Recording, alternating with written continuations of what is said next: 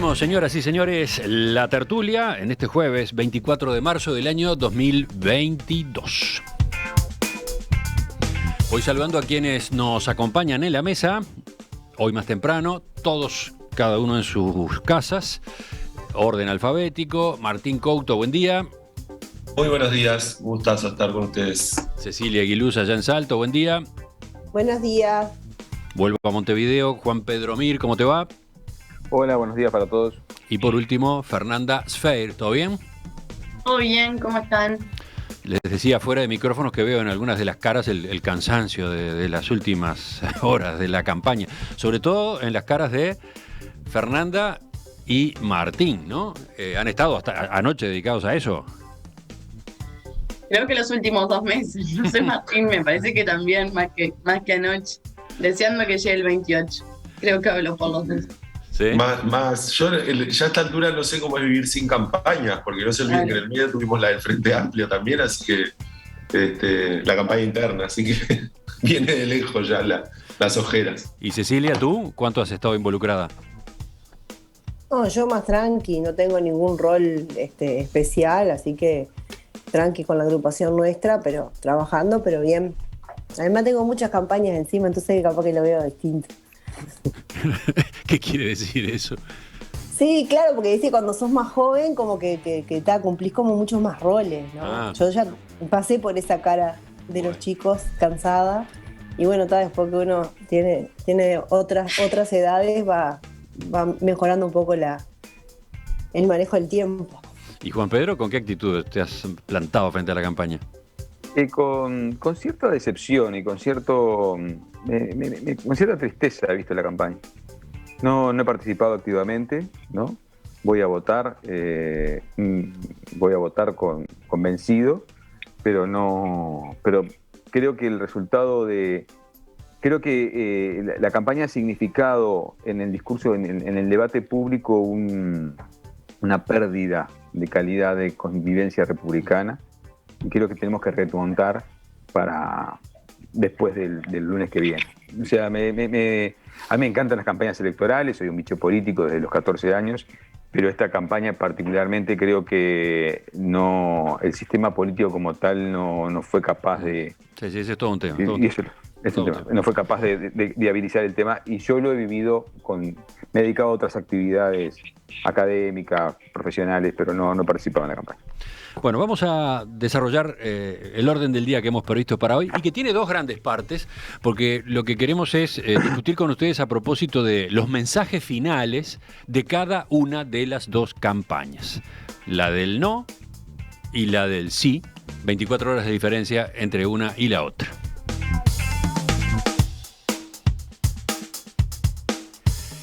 El presidente de la República, Luis Lacalle Pou, encabezó anoche una conferencia de prensa de 25 minutos de duración destinada a comunicar un mensaje final antes del referéndum del próximo domingo. En los primeros 15 minutos, en esa presentación que tuvo lugar en la Torre Ejecutiva, Lacalle Pou argumentó a favor de varios de los 135 artículos de la Ley de Urgente Consideración que son impugnados por el Frente Amplio, el PIT-CNT y otras organizaciones sociales. Luego respondió preguntas de periodistas acreditados en Casa de Gobierno. En la intervención inicial sostuvo que la LUC es el mejor camino para implementar acciones diferentes a las de los gobiernos del Frente Amplio en educación, seguridad pública y gestión fiscal, entre otros. Según Lacalle, para su administración, los artículos sometidos a referéndum son una herramienta importantísima en la que está concentrada buena parte del programa de la coalición multicolor. No es lo mismo gobernar con esos artículos que sin ellos, agregó en su ponencia.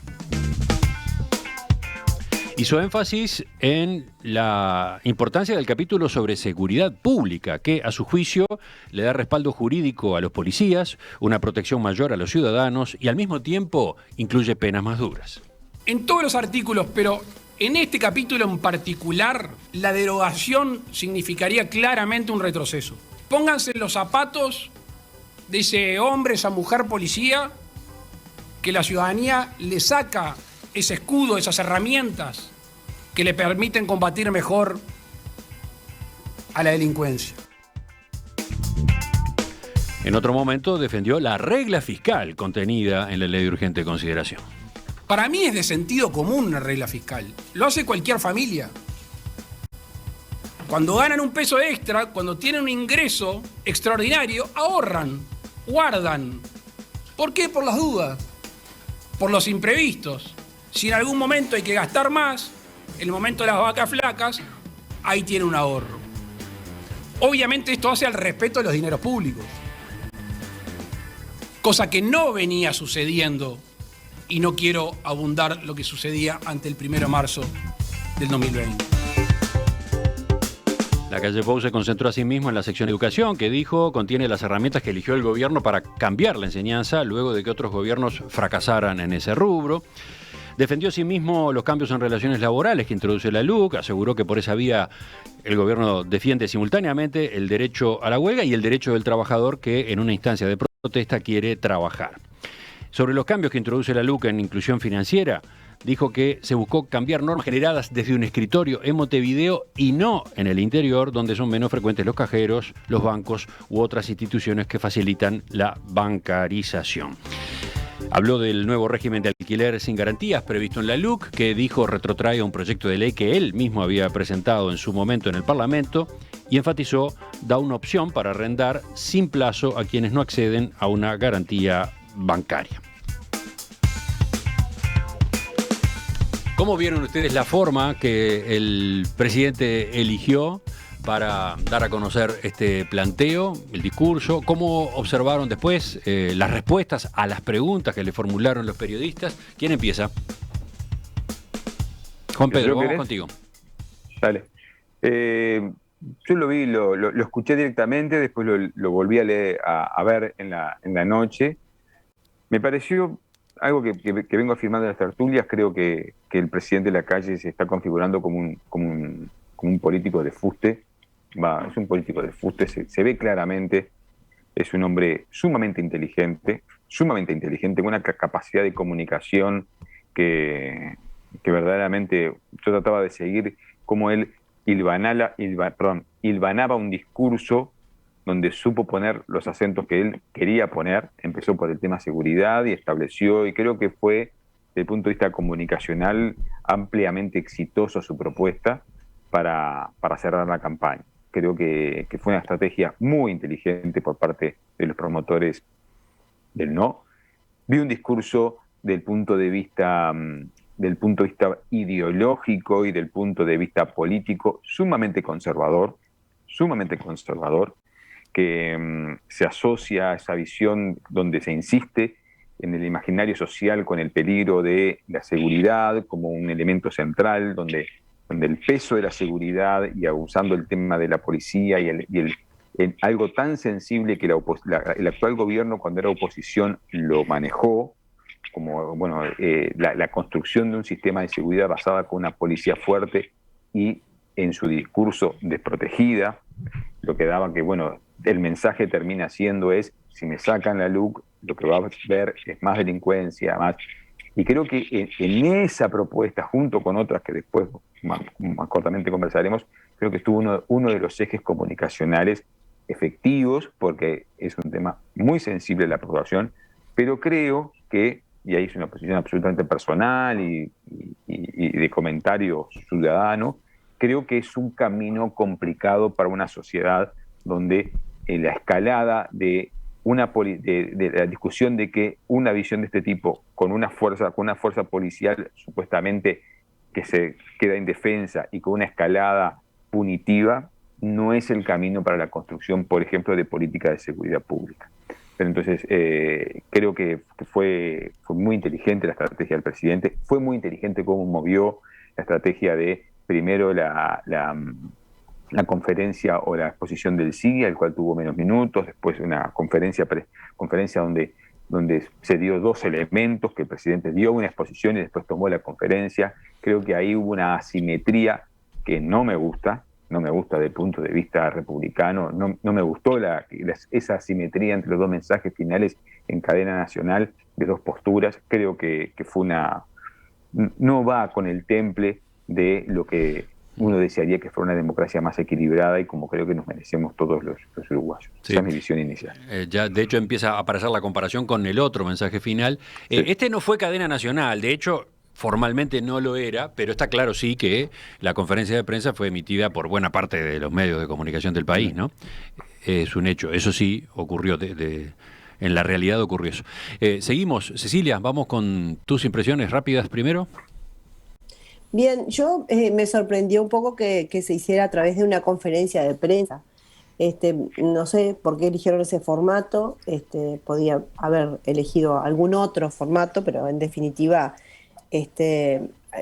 para mí fue un discurso más que una conferencia de prensa, y por supuesto que al final se abrió a preguntas que fueron bastante limitadas, porque yo creo que acá no solamente hay que analizar el aspecto de lo que dijo el presidente, que obviamente yo soy votante de no y concuerdo y apoyo desde lo personal, pero bueno, quizás también me hubiese gustado que hubiese otro tipo de preguntas dentro de lo que fue la parte final. Por ejemplo, ¿a qué te estás refiriendo?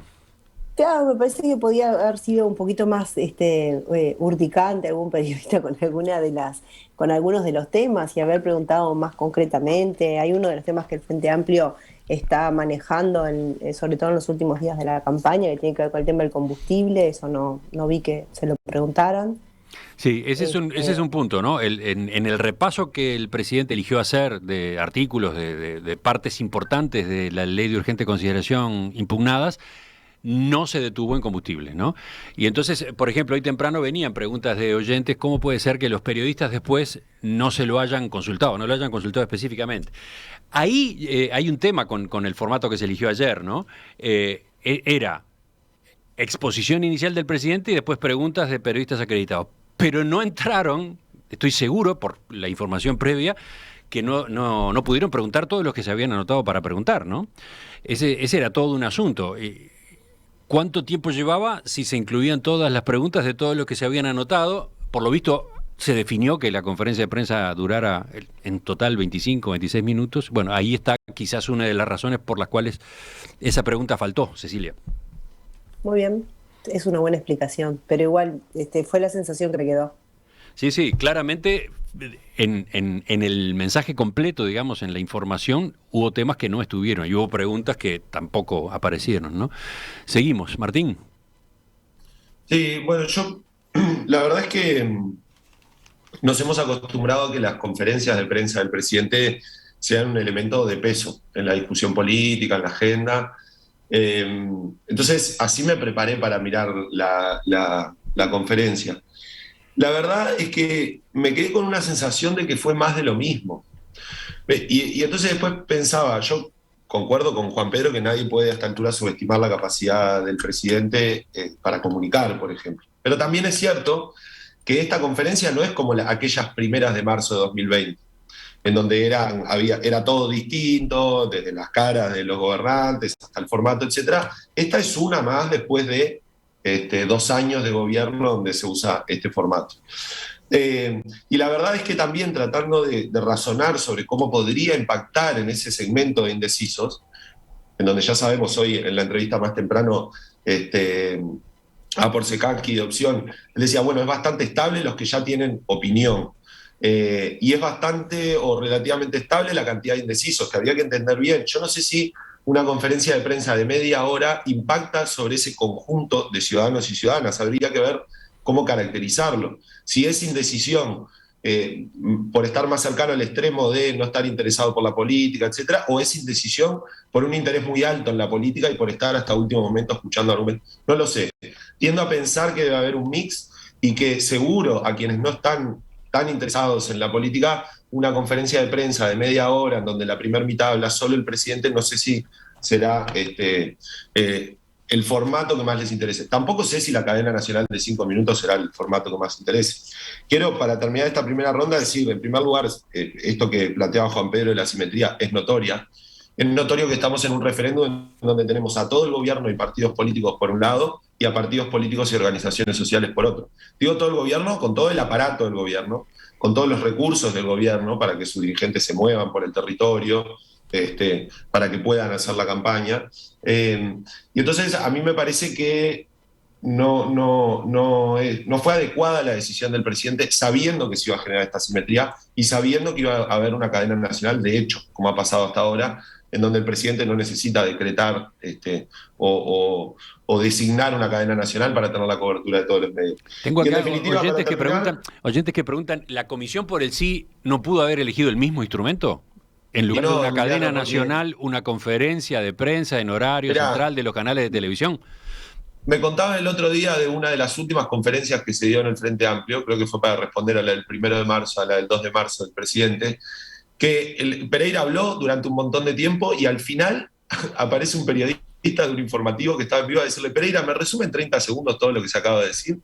O sea, vamos arriba. Sabemos que una conferencia de prensa de alguien que no es el presidente no convoca ni la misma cantidad de tiempo, porque ya ha pasado, digamos. Es decir, la cobertura es distinta. Alguien puede cuestionar que se cubra lo que dice el presidente, y no, es el presidente de la República dando una conferencia. Pero ya sabemos que ahí también se da asimetría, como se ha dado asimetría medida, por ejemplo, en los informativos con la cobertura 2-1 de las posiciones del sí y del no, en contra del sí. Entonces, yo creo que ya hablaremos de la cadena, pero creo que no fue una mala decisión. Y también me pregunto, muchas veces se habla en contra de las cadenas porque es un formato aburrido, que puede ser largo. Yo no sé si en este caso el largo de la conferencia del presidente le jugó a favor o en contra. Tiendo a pensar que a favor no le jugó. Que hablar media hora y tener a la gente, a todo el mundo colgado media hora en una tele o en una radio, no sé si es lo mejor en estos tiempos. Y por último, en esta primera ronda, Fernanda. Yo creo un poco lo que estaba diciendo Martín por el lado de, a ver, cuando se elige la conferencia de prensa por parte del presidente de la República, es una herramienta que se viene usando ya desde que inicia su mandato. Yo creo que es algo que le queda cómodo.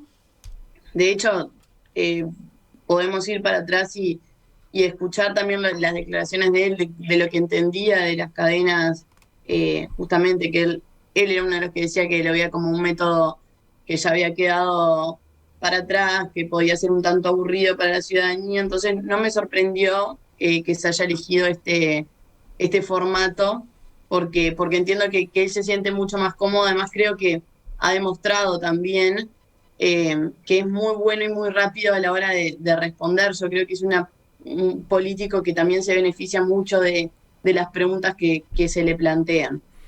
En cuanto al contenido de lo que se planteó, hacer referencia en esta instancia primero a dos cosas. Por un lado, celebro y me gustó mucho el tono del presidente de la República. Creo que habló desde el respeto. Yo comparto con Juan Pedro el hecho de que no me gustó en general el tono de la campaña.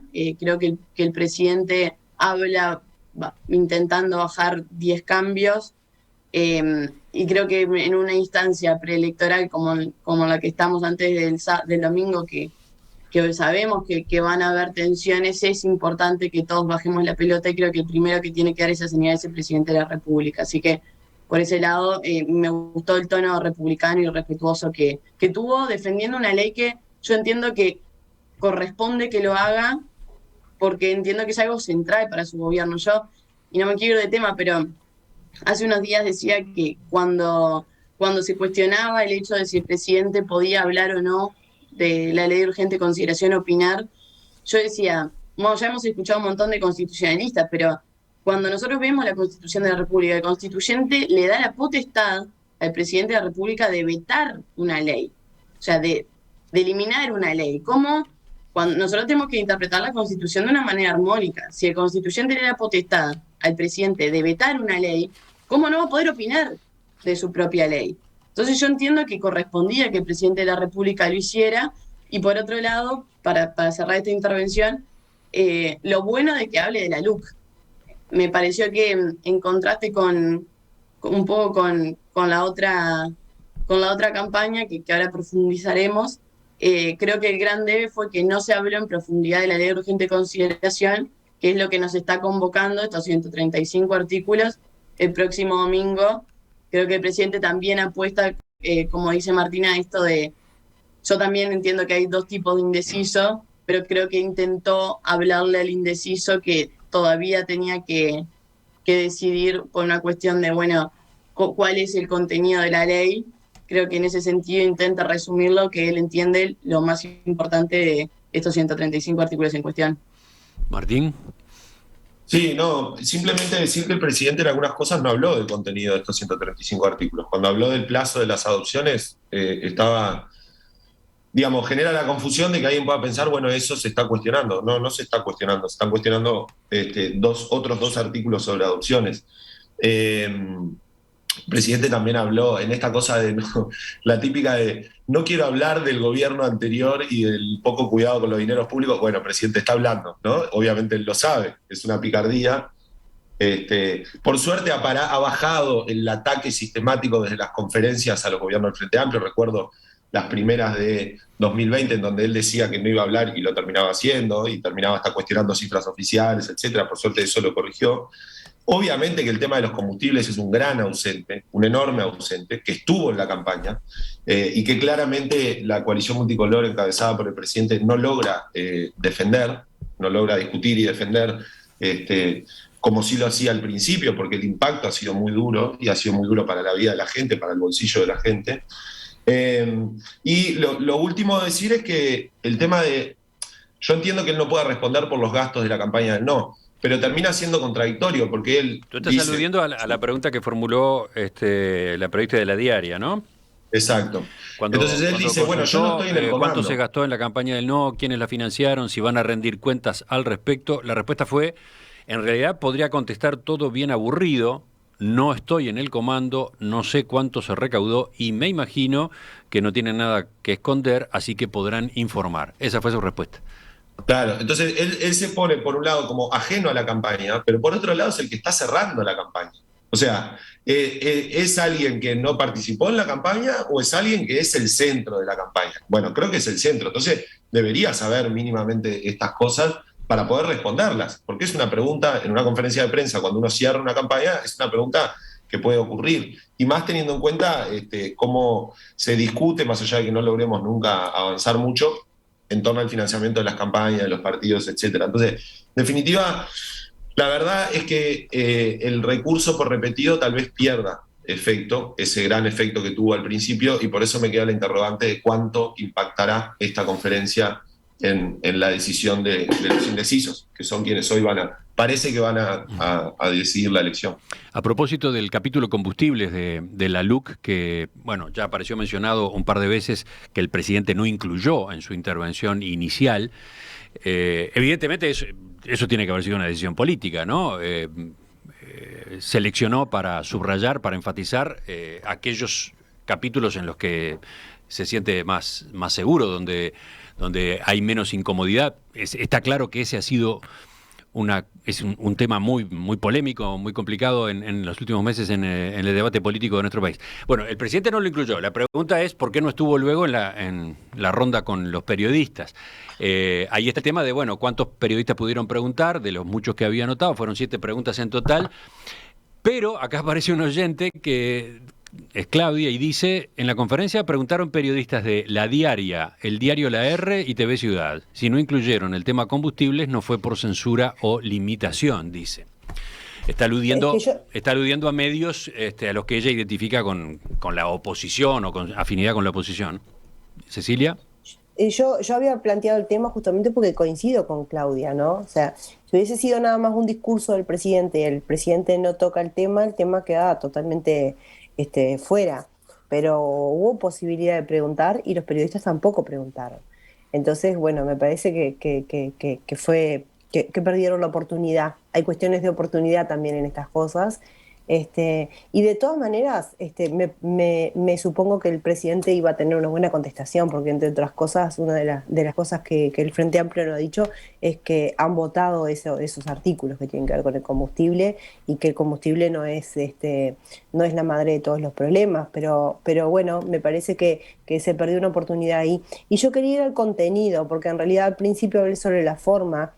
Y realmente me pareció muy importante que el presidente de la República manejara el contenido de la ley, cómo lo manejó, porque en definitiva es lo que se va a votar. En estos días se está hablando un montón de cosas genéricas, se está hablando, se está haciendo enfrentamientos ideológicos, se están enfrentando modelos de país, se están enfrentando un montón de cosas que no tienen que ver con los 135 artículos. Por lo tanto, me pareció bueno en ese sentido que el contenido del mensaje no solamente que es el presidente de la República, sino que es no sé si el redactor, pero uno de las personas que impulsó la LUC, que lo dijo siempre, porque jamás jamás ocultó el presidente que iba a tener este tipo de planteos para ingresarlos en el ordenamiento jurídico, que los planteé con esa claridad que lo hizo ayer. La verdad es que a mí me pareció importante, porque no se fue de tema. También podía haber tenido un discurso de un gobierno enfrentado con el otro, podía haber tenido un discurso de determinada ideología enfrentada con el otro, y no.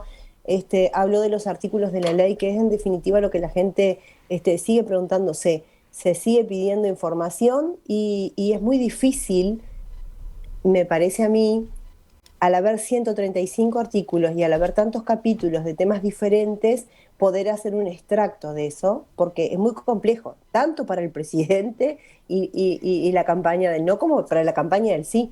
Por lo tanto, me parece que eligió elementos importantes como el tema de las adopciones, que además dio unas cifras que a mí me parecieron bien importantes, porque al trabajar en algunos temas de familia, que haya habido el año pasado 125 niños que hayan podido ser adoptados, realmente es un número importante, porque a los que están afines a lo que son esos procesos, son procesos muy difíciles. El tema de la seguridad como un capítulo esencial de la ley de urgente consideración, también me parece importante, porque sí hay ahí un cambio de modelo que tiene que ver con el modelo agotado de Bonomi y también del sistema del Frente Amplio con un modelo nuevo que en realidad tiene un respaldo diferente en cuanto a la policía, y que hay una cuestión ahí muy importante. Por lo tanto, el otro dato que me pareció significativo fue 170 delegaciones en una cámara y más de 100 delegaciones en otra cámara fueron a ser parte de este proceso de hablar sobre la LUC, y esto para quienes hemos estado en el Parlamento sabemos que no es un tema menor. Cada vez que van organizaciones a las cámaras, en realidad uno recoge muchas cosas de eso. Por lo tanto, creo que fueron datos importantes los que dio ayer, y fueron específicamente hablando sobre los 135 artículos. Están muy ordenaditos hoy en la discusión, ¿eh? Están como esperando que yo les distribuya la palabra. Nos portamos preciosos, ¿viste? Pero podrían discutir un poco más, podrían trenzarse. No sé si es portarse precioso esto, Juan Pedro. Hay los ojos de Emiliano. No. Simplemente. Como maestro Ciruela, ¿viste? Habla el niño Martín, después habla la niña Cecilia. Perdón. De formación profesional. Bueno, le toca al maestro Juan Pedro. Perdón. Yo creo que a mí, ya les digo, de la exposición de ayer me quedó claro la impronta del presidente, me quedó claro la comunicación, y también me quedó claro el modelo de país hacia donde se encamina o hacia donde quiere desarrollarse las líneas articulares de la actual administración. Yo creo que eso, claro, cuando el presidente insiste en el tema seguridad, cuando el presidente insiste en el tema de la regla fiscal con sus argumentos, cuando el presidente insiste particularmente en un discurso que se ha sostenido con el tema de las dificultades que las reformas educativas han sido por responsabilidad de los sindicatos. Yo creo que ahí hay una articulación discursiva que deja claro cuál es la postura.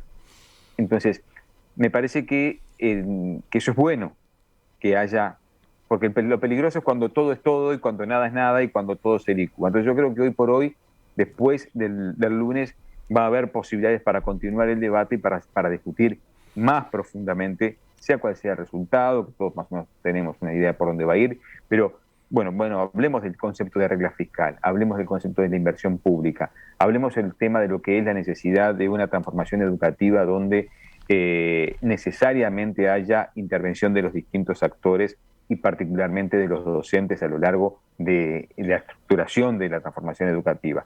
Hablemos del paradigma de seguridad que se está poniendo arriba de la mesa y del discurso sobre seguridad que se está poniendo arriba de la mesa en un contexto donde nada nos dice que las cosas per se vayan a mejorar, sino que se van a agudizar en un proceso de agudización social. Hablemos de los números y hablemos de la trama de protección social, que ayer el presidente se refirió a no quiero ser grosero, pero ahora alrededor de 1.200 millones de dólares. Bueno, eso, ¿qué significado tiene, qué consecuencias ha tenido? Entre otras, porque dicho así, aparecería que fuera un conjunto gigantesco de dinero, pero vemos cómo hoy se ha desarticulado seria y dolorosamente la trama de protección social de amplísimos sectores populares a lo largo y ancho de la República, particularmente con la desarticulación del MIDES y la trama del Sistema Nacional Integrado de Cuidados. Entonces, hablemos de esas cosas. Creo que lo bueno es que está puesto una visión y bueno, y ahora veremos en la posible la campaña del sí, que también tiene cosas para comentar. Me llamó la atención que cuando el periodista de Bloomberg le preguntó qué viene en materia de reformas después del domingo, para dónde se van a cargar las tintas en el gobierno, lo que mencionó el presidente fue, la desarticulación, digamos, el desarmado de la emergencia sanitaria que está pendiente, el problema de los precios, ¿no? De los aumentos de precios, medidas para contener ese fenómeno que obviamente es nocivo, y después se detuvo en la reforma de la seguridad social que tiene que terminar de discutirse en el Parlamento. Digamos que fue una agenda muy, muy moderada en ese sentido, ¿no? Muy moderada. Sí, moderada por no decir pobre, esto lo digo yo. A ver, bueno, no sé si ustedes quieren seguir por ahí. Estaba buscando la discrepancia, Emiliano, yo la tengo acá. A ver, dale. No, cuando se habla de que el presidente pone en la agenda y en el eje central de la defensa de, por ejemplo, el tema de la seguridad, el tema de la regla fiscal, yo creo que ahí cometemos un error. No fue el presidente el que puso en el eje central al tema de la seguridad. Lo puso la gente en 2019. Antes, en realidad. Pero tampoco podemos olvidarnos cuáles fueron los principales motivos por los que el presidente fue electo en 2019. No podemos desconocer que uno de los principales reclamos era el tema de la seguridad, eran los gastos públicos, era la reforma de la educación. Se hablaba de eso. Cuando nosotros mirábamos las encuestas, eran los temas que estaban siempre arriba. Obviamente el tema del desempleo. Entonces, yo creo que lo que él intenta hacer y lo que hizo ayer justamente, sintetizando, fue como, bueno, todo esto fueron reclamos y fueron promesas de campaña. Yo me comprometí con esto porque ustedes eran la ciudadanía en su mayoría o el cambio que se impulsó. No podemos desconocer que tenía un fuerte asidero en el tema de la seguridad. Eso es imposible de discutir. Entonces yo creo que lo que viene a hacer justamente es hacerse cargo, a poner la cara, a decir, con estas herramientas estamos haciendo esto, se vuelve a comprometer una vez más a lo que se comprometió en 2019 que iba a llevar adelante, se vuelve a comprometer, dice, bueno, estamos haciendo esto con esto, estas fueron mis herramientas, yo les estoy cumpliendo lo que prometí, y un plan de gobierno que fue el compromiso por el país. Entonces, no es que el presidente hable de seguridad, es que el presidente en gran medida, por una de las cosas que fue votado, fue justamente porque la sociedad uruguaya se sentía insegura. Esa matiz con Juan Pedro. Bien.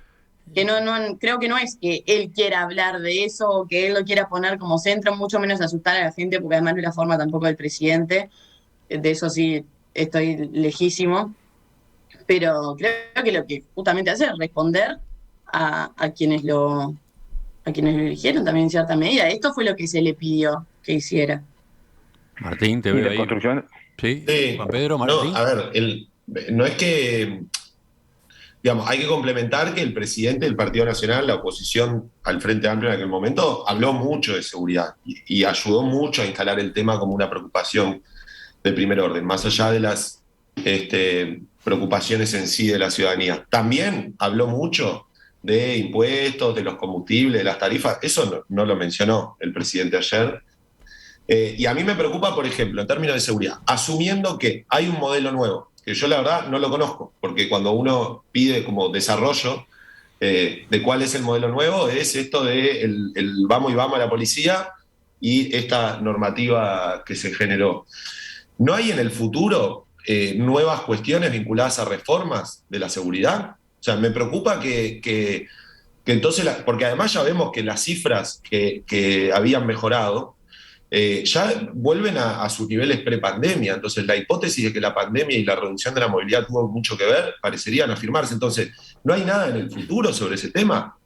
Porque preocupa mucho y nadie puede decir, el gobierno tampoco lo dice, que los cambios, asumiendo como cierto lo que festeja el gobierno, sean suficientes, ¿no? Es decir, me pongo en la posición del propio gobierno y no pueden decir, bueno, ¿qué hay para el futuro? ¿Qué va a pasar en cosas muy concretas como el salario de los policías y el equipamiento y la inversión en equipamiento?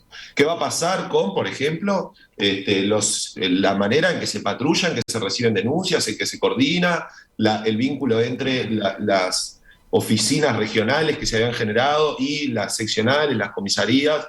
Yo creo que eso también es un gran ausente. Entonces, incluso en el tema de seguridad, cuando él habla de reformas para el futuro, no menciona nada. A mí me pareció que lo descolocó, me pareció raro que lo descolocara esa pregunta, porque además es un tipo que ensaya y practica, y que después fue muy pobre la respuesta. La verdad es que lo que queda para adelante en términos de reforma me pareció extremadamente pobre. Cecilia, Yo te agrego, Martín. Yo por el Fernanda, vamos contrario. cerrando, tenemos que ir cerrando este tema ya. A ver, Dale, ¿quién? cortito. No, que lo que yo agrego también como pendiente, que yo entiendo que no es suficiente lo que se está haciendo con la seguridad.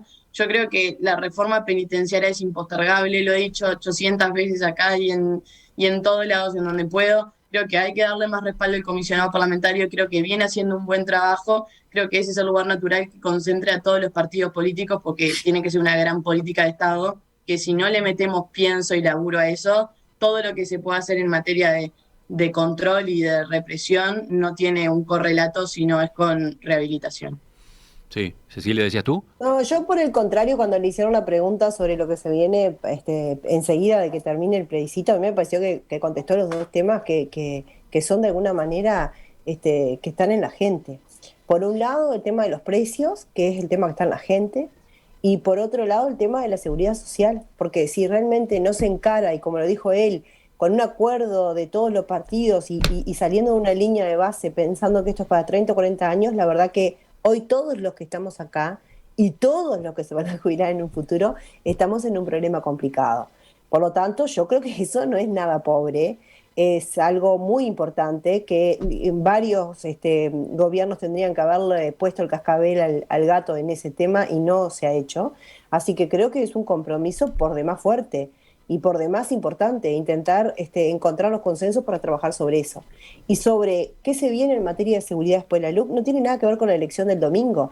Yo creo que hay que poner los puntos en el foco como debe ser, y es que el domingo se va a votar sobre la derogación o no de 135 artículos, no cómo sigue la seguridad después, ni qué votó la gente en el 2019. La gente votó este mecanismo, el mecanismo de establecer pautas, el ordenamiento jurídico requería modificaciones para establecer esas pautas que la gente votó, se hacen a través de la LUC, la oposición dice que está mal, pero si eso es lo que se vota, 135 artículos, ni siquiera se vota lo general. Por eso a mí me parece fantástico que el presidente ayer se haya plantado en los 135 artículos y haya hablado para él de los temas más importantes. ¿No se plantó, Cecilia? Metió cosas que no están ahí. Para mí se plantó, no se plantó, él sigue en la campaña, perdóname. Pero hablar de los tiempos de adopción no habló de los 135 artículos en ningún momento. El presidente se sentó y priorizó los temas más importantes, y lo que no estaba dentro de su priorización se lo podían haber preguntado a los periodistas. O sea, fue abierto. Priorizó hablar de cosas que no están en los 135 artículos, confundiendo a la gente hablando de sensibilidad de niños. Pero de sensibilidad de niños y de temas generales habló la campaña en el cierre. Vamos arriba. Claro, pero él habló de temas concretos que no están. Yo no soy partidaria del presidente ni vengo a defenderlo, pero él se plantó los temas que había que hablar en los 135 artículos, con sus consideraciones, pero en los 135 artículos. Dijo cosas por fuera de los 135 artículos. Y sobre el futuro de la seguridad, no se vota el domingo. No se Está vota el bien. domingo. Pero pongámonos de acuerdo. Tampoco que- el final de la pandemia, Cecilia. Le preguntaron por el futuro y él dijo una cosa muy pobre, porque sobre el final de la pandemia tampoco, y él lo respondió. Y yo insisto, él habló de No tiene nada cosas. que ver con la LUC. Bueno, se nos fue el tiempo. Claro, Se nos fue. Pero a ver, estamos hablando de la respuesta al periodista. Cosas que no tienen que ver con lo que se está discutiendo de los Es que el 135 periodista artículos, le la preguntó adopción. por fuera de la LUC. Sigo yo en el próximo bloque, Cotelo. Toma un comentario. No sé, porque ahora, en el último minuto, ya cuando estamos pasados de la hora, se desató la discusión. ¿Qué hacemos? Tenemos que hacer la pausa porque tenemos otro tema para tratar ya mismo en la segunda parte de la tertulia.